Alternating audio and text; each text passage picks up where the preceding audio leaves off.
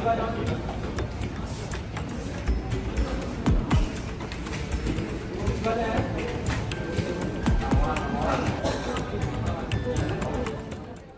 Indonesia melalui Direktorat Perlindungan WNI Kementerian Luar Negeri bekerja sama dengan KBRI Yangon dan KBRI Bangkok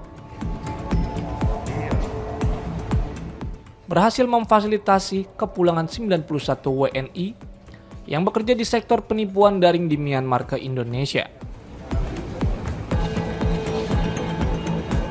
Setibanya di Bandara Internasional Soekarno-Hatta, Tangerang, Banten, para WNI tersebut kemudian didata untuk proses penanganan.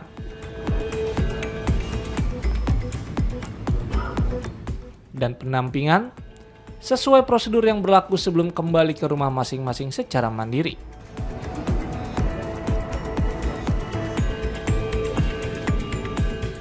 Pemulangan kali ini merupakan gelombang keempat repatriasi WNI yang terjebak di sektor penipuan daring di Myanmar.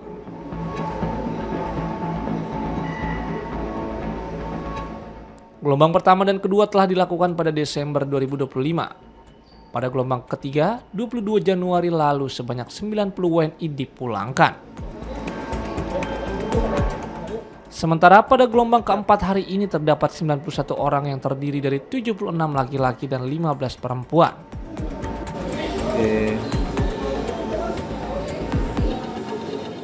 Mereka yang dipulangkan merupakan WNI yang keluar dari perusahaan tempatnya bekerja, menyusul adanya operasi yang dilakukan oleh otoritas setempat.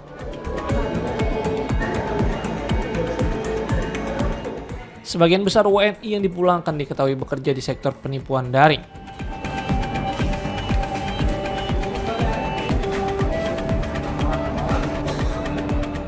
Dan sebagian diantaranya mengaku mengetahui jenis pekerjaan tersebut sejak awal keberangkatan.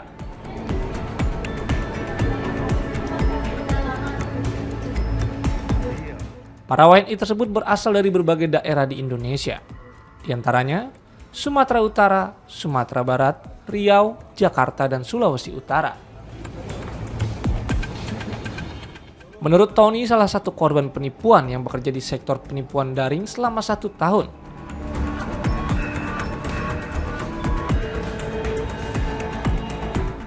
Dirinya mengaku trauma setelah tertipu tawaran pekerjaan dari rekannya. Ia juga menyebut penghasilan yang dijanjikan tidak sesuai dengan kenyataan. Kemarin itu secara mandiri atau seperti? Pulang kalau sedikit mandiri, Pak. Ya. Awal mula diajak teman, Pak. Tapi begitu saya sampai ke sana, teman saya yang bawa ini kabur. Dijanjikan pekerja apa? Kalau untuk dijanjikan kayak semacam trading atau semacamnya gitu. Terus untuk gaji sendiri bagaimana? Kalau untuk gaji itu sebetulnya sesuai, cuman banyak potongan-potongan yang nggak nalar ya. Berapa dijanjikan nerima, Pak? Dijanjikan 15 sampai 20, Pak. Untuk gaji. Tapi diterima? Tapi yang diterima terkadang 8, 7. Mas ini sudah berapa lama? 1 tahun. Ya. Kan tadi kan dijanjikan trading ya. Ya. Terus kemudian di sana sendiri apa untuk terjadi? Scammer. Ya. Itu scammer ke negara Indonesia atau negara luar? Untuk boleh sebut negara? Malaysia, Pak. Ya. Terus Mas sendiri kapok nggak ya? Setelah ke sana terus mungkin dapat nggak sesuai apa yang dijanjikan? Kapok ada, Pak, kapok. Bahkan kayak ada rasa nggak mau keluar lagi, tapi kalau kembali lagi mikir di sini kadang susah cari kerja. Kemarin bisa kembali ke Indonesia karena memang kabur dari tempat kerjaan atau memang ada penggerbekan sendiri dari pihak pemerintah setempat? Ada kayak tim evakuasi gitu, tentara-tentara yang evakuasi siapa yang mau pulang boleh ikut. Masyarakat kita banyak di sana seperti apa? Banyak, Pak. Untuk saat ini gimana? Masih ada yang tertinggal? Masih ada. Yang Mas tahu kira-kira ada berapa banyak? Ratusan atau ribuan? Ratusan. Kalau untuk kekerasan ada nggak sih dialami pekerja?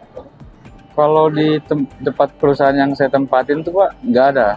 Bahkan dia ada peraturan kayak denda sekitar 2 miliar kalau kita berantem atau kena pukul. Bahwa tidak boleh ada saling. Tidak boleh ada kekerasan.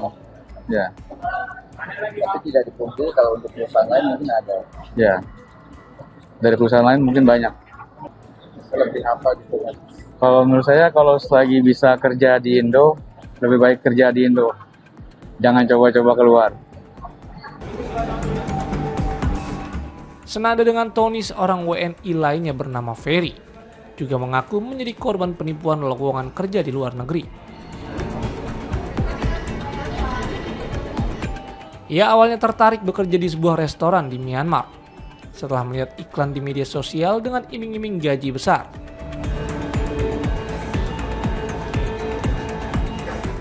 Namun setibanya di lokasi, ia justru dipaksa bekerja dalam aktivitas penipuan daring.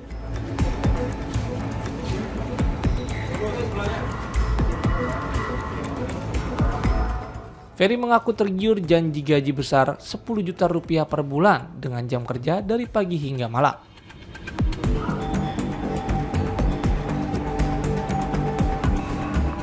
Setelah menyetujui tawaran tersebut, ia berangkat ke luar negeri dengan tujuan awal bekerja di restoran.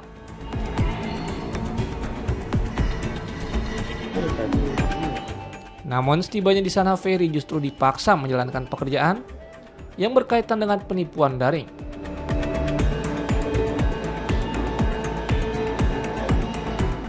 Ia mengaku baru menyadari hal tersebut setelah tiba di lokasi dan mulai diperintahkan menjalankan program tertentu dengan jam kerja hingga 12 jam per hari. Siap. Saya tertipu awalnya pekerjaan rumah makan. Nah, ternyata sampai sana saya disuruh kerja scam, Pak, penipuan. Sudah jalan berapa lama? Saya baru 4 hari, Pak, karena sampai sana pekerjaannya tidak sesuai, saya ikut pulang karena ada penggerebekan. Karena memang penggerebekan bisa keluar. Bisa, Pak. Ada mungkin tidak bisa keluar. Iya, kemungkinan begitu, Pak. Siapa teman-teman dari Indonesia? Mungkin ratusan orang sih, Pak, 200-an orang. Ratusan orang. Kamu sendiri kemarin perjalanan bagaimana dari negara mana? Dari Indonesia, Bangkok ke Yangon, Pak.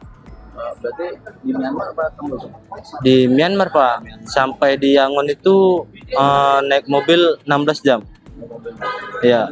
Sempat di posko pengungsian dulu atau Enggak, Pak. Enggak ada posko. nggak ada? Berarti langsung ke Indonesia. Iya, iya, Pak. Sempat menjalani 4 hari tadi. Iya. Awalnya kamu tahu bisa bekerja di rumah makan. Dari sosial media, Pak. Iming-imingnya seperti apa? Iming-imingnya itu seperti gajinya 10 juta. Terus kerjanya itu cuman pagi ke sore. Nah, ternyata sampai di sana malah disuruh scam. Kerjanya 12 jam, Pak. Seperti apa sih cara kerjanya? Saya belum banyak mengetahui, Pak, karena masih 4 hari. Sempat ada perlakuan kasar. Tidak ada, Pak. Sementara itu, sebelum dipulangkan ke daerah masing-masing, para WNI tersebut menjalani pendataan dan pemeriksaan menyeluruh oleh pihak terkait.